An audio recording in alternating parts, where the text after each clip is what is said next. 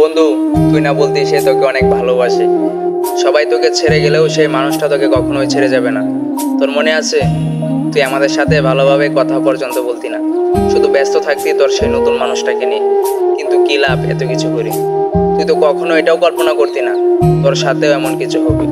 তুইও কারো কাছ থেকে ভীষণ বাজেভাবে ঠকে যাবি। আরে, তুই যে বন্ধু বান্ধবদেরকে ইগনোর করে তোর সেই প্রিয় মানুষটার সাথে সময় কাটাতি, আজকে তোর এই দুঃখের দিনে সেই মানুষটাই নিয়ে পাশে। আরেকটা কথা, ভাই, জোর করে কখনো ভালোবাসা হয় না। যে থাকার, সেদিন শেষে একটা না একটা কারণ ঠিকই খুঁজে বের করবে থাকার জন্য।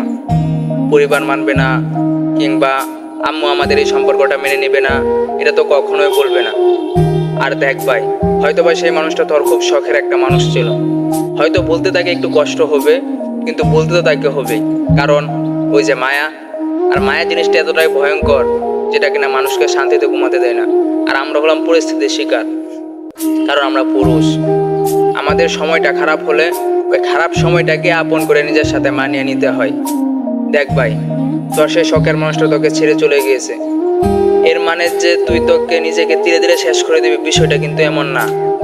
সে তোকে ছেড়ে চলে গিয়েছে, কিছুদিন পর সে তার জীবন নিয়ে সুখী হয়ে যাবে।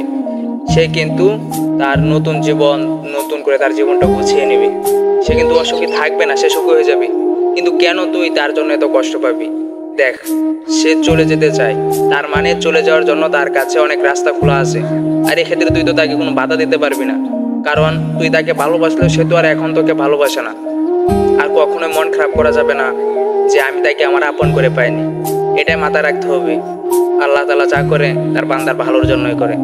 হয়তোবা সে যদি তোর জীবনে থাকতো, তাহলে তোর কোনো ক্ষতি হতো।